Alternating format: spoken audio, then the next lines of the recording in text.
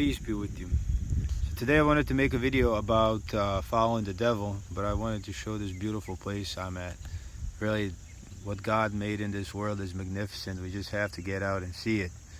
And that takes a little effort, but it's so worth it. This is something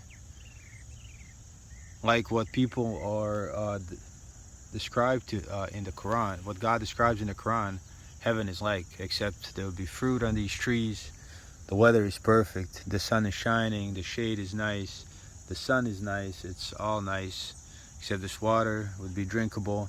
So it's a very beautiful place to be, but we have to deserve to be there. And how do we deserve to be there? By following God.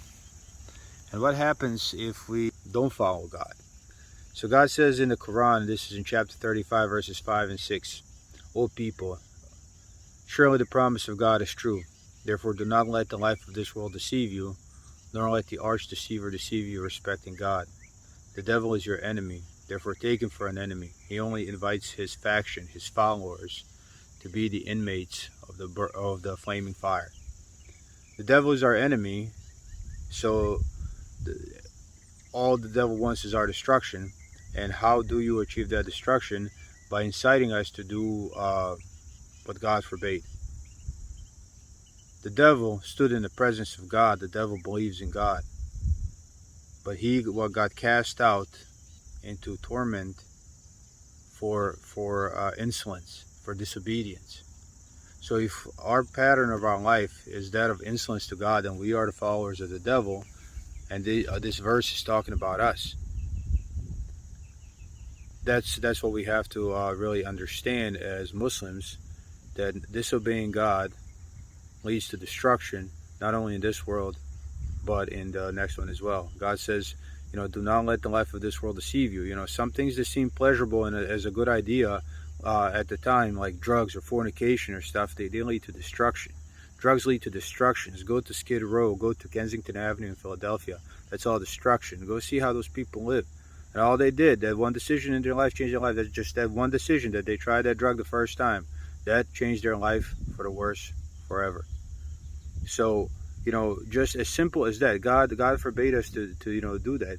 In the Quran, God tells us, O you who believe, intoxicants and gambling and altars set up and dividing by arrows, like raffling almost, are an abomination, devil's work. Avoid them, therefore, that you may be successful. Surely the devil is trying to introduce hatred and animosity among you by means of intoxicants and gambling,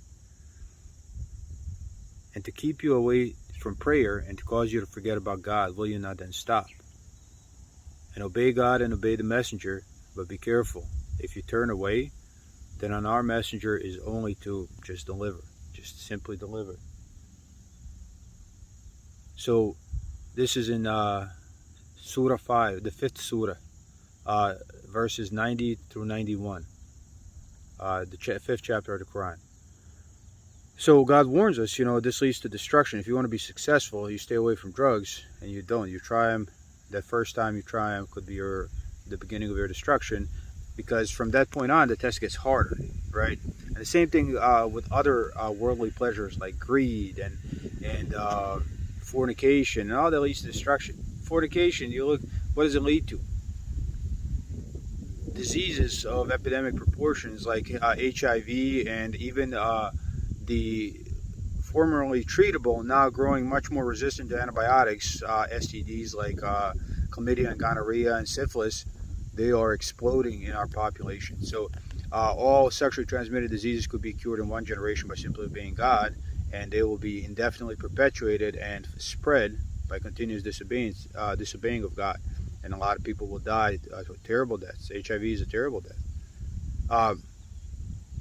Also, another consequence of that behavior, so we're talking about zina or fornication here, and another consequence of that behavior is, for example, the murder rate of children. Mothers in America kill their children at a rate of about 1 million a year.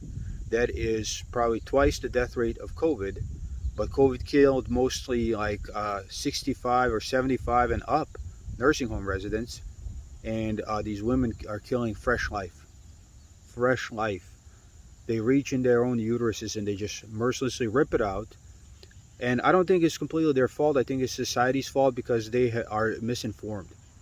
Basis of medical procedures or medical ethics is informed consent. You know I'm gonna cut you. You know why I'm cutting you, and you know there's a small chance you may die, but you know there's a much greater chance that you're gonna actually feel better. So you let me cut you. That is medical ethics, and as long as I tell you why I'm doing it and I give you the correct information, then you are adequately informed to make a medical decision.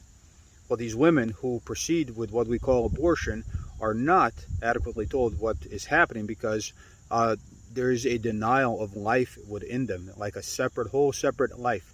If we found one cell on Mars, we would say it's a life, but we take an ultrasound and we look at a beating heart and we say, no, that's not life. Creating this emotional disconnect from reality that we are murdering children. You can hide behind a word all you want, but in a second trimester, you actually have to rip a limb from limb and crush the skull and let the brains leak out. That's not murder. That's a brutal murder. We don't execute murderers like we murder children. We don't quarter them. That's what you're basically doing in a second trimester abortion. You're quartering somebody, like you would tie a grown person to two horses and just rip them apart limb from limb. That's what you're doing to these kids. It's murder. And so these women, I'm not saying it's their fault. I just think they're grossly misinformed, and I think that is a medical malpractice. And that's why I'm saying this, because that is another consequence of simply a behavior which we may not be able to foresee the consequences of, that God forbids, and which entails following the devil. That's why God doesn't want us to follow the devil, because it leads to our own destruction. So if this world, life of this world deceives you and you start committing zina, these are just potential consequences. Another consequence of zina is destruction of your own children. It is a fact that children from single-parent households do far worse in all measures of success in this country, and are far more likely to be in jail or in the legal system. And single-parent household rates have grown with the rates of zina and fornication. So there's several factors that are actually destroying society, destroying people, that just hail from a simple decision to indulge in something that you had no way to foresee the consequences of, which may destroy your life. And that's why God forbade it. But you didn't want to follow God, you want to follow the devil, and then you want to blame everybody else but yourself if you are, for example, now a dope fiend. Hey man, you didn't listen, but now there is help. For people who are on drugs, all you got to do, if you are a Muslim, see yourself as a Muslim and you're on drugs, all you got to do is start praying and keep every prayer, and you won't have time to get high. Maybe sometime you will, like if you, after Isha or the night prayer, you get high, that's fine. God tells you in the Quran, do not approach prayer while intoxicated, but until you know what you are saying. So as soon as you know what you're saying, come right back and be a Muslim. And if you are able to keep prayer as a Muslim, you'll be sober most of your life. Because you have to be sober for prayer. So you can simply stop and pray and turn back to God, and God will help you. But as long as you are defiantly disobedient, or fasikun, that's the Arabic word for it in the Quran, then you're going to suffer the fruit of your own labor. So following the devil means your own destruction in this world and the next. And to follow the devil, you can call yourself a Muslim, and you can even do some things Muslims do. But if you don't know what you're supposed to do, you're completely ignorant of what's in the Quran, then you have to read it. Otherwise, you can be deceived easily. And once you read it, you should really seek to understand it and apply it to every context of your life. Really mold yourself in a person that God wants you to be, honest and charitable and humble, and avoiding these destructions that God forbids.